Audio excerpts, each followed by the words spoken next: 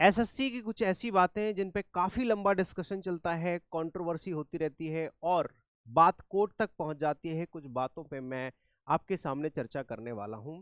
SSC 2024, SSC CGL 2024 का result आया और वहां पे एसएससी पे एलिगेशंस हैं और वो कहीं ना कहीं वैलिड भी हैं कि एसएससी एक बहुत बड़ा स्कैम कर रहा है। एसएससी के हर रिजल्ट में कोई ना कोई स्कैम, कोई ना कोई घपला पाया जाता है।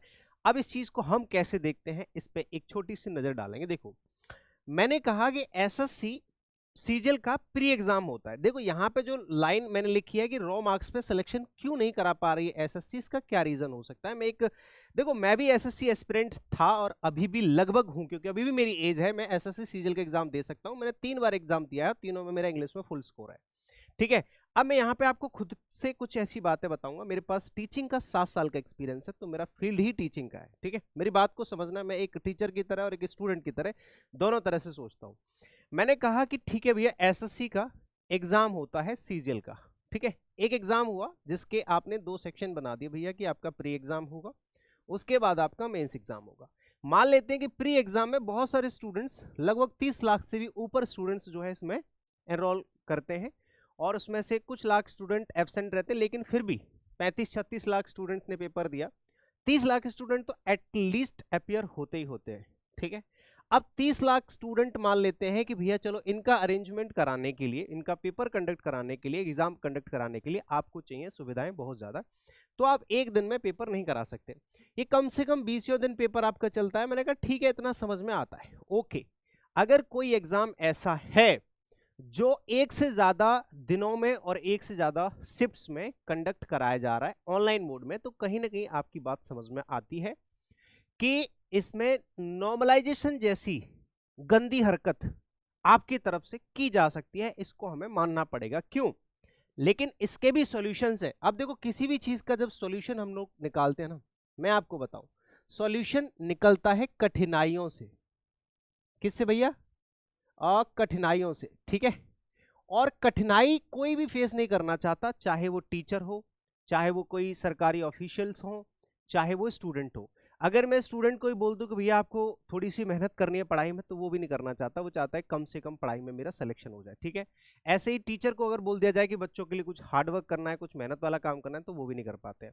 ऐसे एक सरकारी एम्प्लॉय, तो भाई वो सरकारी नौकरी चूज इसलिए करते हैं ताकि उनको काम ना करना पड़े।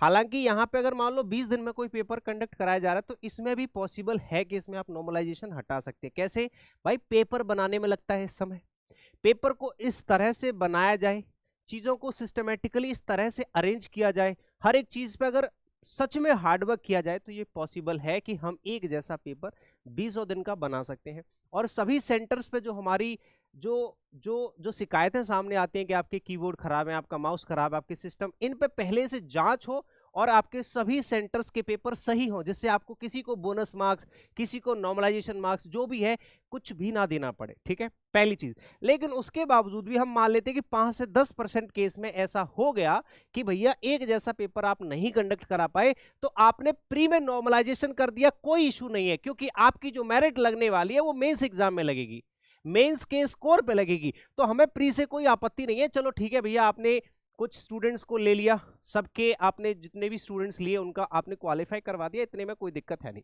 अब आ जाते हैं मेंस। भाई मेंस एग्जामिनेशन में पहली बात तो आपने कितने स्टूडेंट लिए 2021 और 22 के कंपैरिजन में या 20 के कंपैरिजन में? आपने सीधे सीधे 5 से 6 गुना बच्चे कम कर रखे हैं। ठीक है, 2024 में 5 से 6 गुना बच्चे कम लिए हैं आपने मेंस में। ठीक है, मेंस में जितने भी स्टूडेंट्स अपीयर हुए हैं, ऊपर से मेंस एग्जामिनेशन भी आपने 20 तारीख और 18 तारीख 2 बार में कंडक्ट कराया है। जब आप प्री एग्जामिनेशन 20 दिन में कंडक्ट करा रहे हो, मतलब 30 लाख बच्चों का पेपर कंडक्ट करा सकते हो, जो भी है, तो आप मेंस का एक पेपर एक दिन में, एक शिफ्ट में नहीं करा सकते। पूरी ऑल ओवर इंडिया में आपके पास इतने सेंटर्स नहीं है कि आप मेंस का एक दिन में पेपर करा दे, जिससे आपको नॉर्मलाइजेशन करना पड़ा, जबकि आपको पता है कि मेंस में ही मेरिट लगनी है। पहली चीज बताओ, एक सेंसिबल सी बात, ठीक है ना, मैं सभी के सामने ये वाली बात रख रहा हूं कि क्या नॉर्मलाइजेशन ठीक है, प्री में समझ में आता है भैया, क्वालिफाइंग इन नेचर हो गया है, कोई बात नहीं, चलो चलेगा। लेकिन मेंस तो आप एक बार में करा सकते हो, मेंस को 2 दिन में कराने की जरूरत क्या पड़ गई? क्या इतनी बड़ी ऑर्गेनाइजेशन नहीं है? जब आप प्री के 30 लाख बच्चों का पेपर करा सकते हो तो मेंस के कुछ स्टूडेंट्स का आप पेपर एक दिन में एक बार में नहीं करा सकते। जिससे क्यों नहीं करा सकते मैं बताता हूं। अगर एक बार में पेपर करा देंगे तो आपके घपलेबाजी रुक जाएगी, है ना। जो आपने सेलेक्ट कर रखे हैं कि मेरे चाचा का, ताऊ का, फूफा का लड़का है, उसको भी तो सिलेक्शन दिलाना, उससे भी तो 50 लाख आ गए हैं। उनको सिलेक्शन कैसे देंगे? तो 2 दिन में पेपर करा दो, नॉर्मलाइजेशन बोनस मार्क्स के नाम पे हम उनको सिलेक्शन दे देंगे। भाई जो हमारे बच्चे लड़ रहे हैं ना, जो मेहनत कर रहे हैं, ये 50% सीट्स पे लड़ रहे हैं, बाकी 50% लगभग सीट्स तो इनकी पहले से ही फिक्स है। ठीक है, अब तो इतनी गंदी हरकत हो गई, अब तो विश्वास ही उठने लगा है। ठीक है भाई, तो आप ये मान लो कि मैं सबसे पहली चीज जो सबसे देखो जेन्युइन में सवाल कर रहा हूं, जेन्युइन यहाँ ठीक है। वैसे तो यहाँ पे भी पॉसिबल है कि आप अपने सेंटर्स को ठीक करवा लो और आप सभी के लिए पेपर सही बढ़िया बनाओ। ठीक है, ऐसा बनाओ भाई, मेहनत कर लो थोड़ी बहुत, बढ़िया बढ़िया टीचर हायर कर लो, इतनी बेरोजगारी है, अच्छे अच्छे लोग हायर कर लो। ठीक है, बढ़िया पेपर बनाओ, एक जैसा पेपर बनाओ, नॉर्मलाइजेशन की जरूरत ही ना पड़े। ठीक है, मान लो पढ़ भी गई तो चलो ठीक है, यहां तक तो समझ में आया। यहाँ पेपर एक दिन में कंडक्ट करा लो, नॉर्मलाइजेशन की जरूरत नहीं पड़ेगी। ठीक है, और अगर फिर भी पढ़ रही है तो भाई मेंस में तो एक ही पेपर था, एक या दो ही पेपर बनाने पड़ रहे हैं आपको, उसको तो ढंग से बना सकते हो, उसको तो एक जैसा बना सकते हो। 40-40, 50-50 मार्क्स का डिफरेंस लेके आओगे।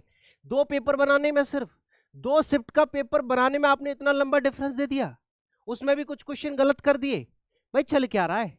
आप थोड़ा जेन्युइनली सोचो कि यहाँ 2 दिन पेपर करा रहे हो, ठीक है, करा भी दिया तो 2 पेपर आपसे ढंग से नहीं बन रहे, एक जैसे नहीं बना सकते, 2-4 नंबर का फर्क आता है, समझ में आता है। जब कोई स्टूडेंट मान लो, देखो किसी के मार्क्स बढ़ गए, वो ठीक है, मान लो अगर हमें कोई रिश्वत भी दे जाता है तो हमें अच्छा लगता है थोड़ी देर बाद, ठीक है यार क्या है, क्या फर्क पड़ता है। तो इंसान को अगर हम एक्स्ट्रा मार्क्स दे देंगे तो उसको कोई फर्क नहीं पड़ेगा, उसको गलत भी सही लगेगा, कोई दिक्कत नहीं है। जिन बच्चों का सिलेक्शन हुआ है मार्क्स बढ़ने के बाद, अच्छी बात है, उसको तो अच्छा लग रहा है। लेकिन कहीं ना कहीं ये तो देखो कि जिसके 319 मार्क्स है, किसी के 321 मार्क्स है, 22 मार्क्स है ईडब्ल्यूएस या ओबीसी से, ठीक है, इन बच्चों के सिलेक्शन रोक रहे हैं। बात को समझो, किस वजह से? कि नॉर्मलाइजेशन की वजह से, या फिर अलग अलग शिफ्ट में पेपर हो रहे हैं, ठीक है, जो भी है, बोनस मार्क्स की वजह से या किसी वजह से, ठीक है ना। तो कहीं ना कहीं यार ऐसे स्टूडेंट है ना, इससे भी कुछ बच्चे तो ऐसे में 329 नंबर भी लेके आए भाई, 329 नंबर वाले बच्चे का सिलेक्शन रुक गया है।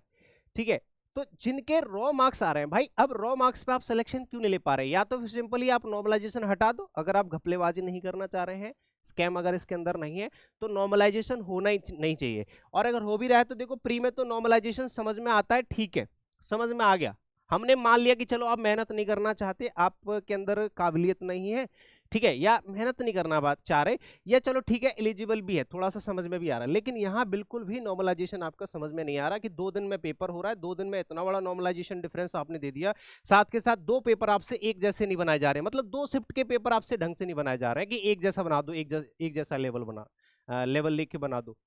तो ये तो अनफेयर रिजल्ट रहा ना आपकी तरफ से, बिल्कुल पूरी तरह से। ठीक है, तो अब सिंपल सा एक सवाल है कि एसएससी के अंदर इतने अच्छे, इतने काबिल लोग क्या नहीं है कि 2 पेपर एक जैसे लेवल के बना दें, या 2 दिन की वजह हम एक दिन में एक ही शिफ्ट में मेंस का पेपर ले लें?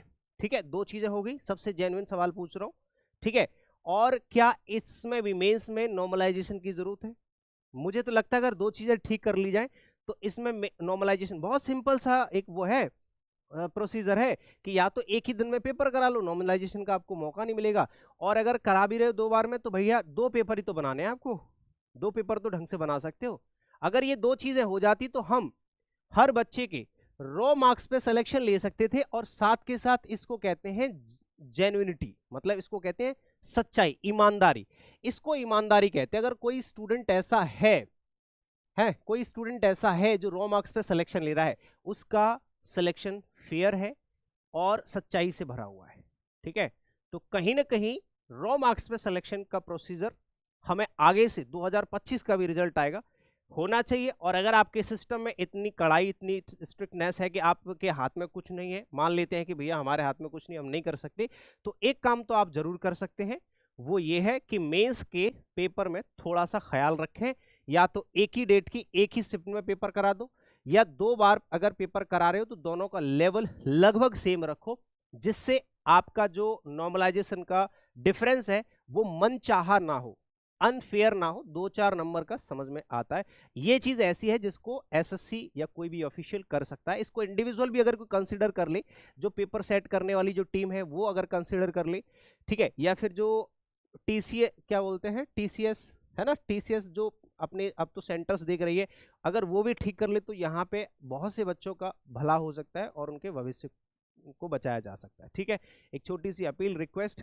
बाकी जो बात मैं बोल रहा हूँ, अगर आप में से कोई ऐसा स्टूडेंट या टीचर मुझे देख रहा है, इस बात से अगर सहमत है तो जरूर मुझे कमेंट करके बताएं। अगर कुछ बात ऐसी हो जो मैंने ऐसी इलॉजिकल बोल दी हो तो उसके लिए मैं माफी भी चाहूंगा, बट कहीं ना कहीं आप मेरी बात से अगर एग्री करते हैं तो एक बार कमेंट करके मुझे जरूर बताइएगा। ठीक है, जय हिंद।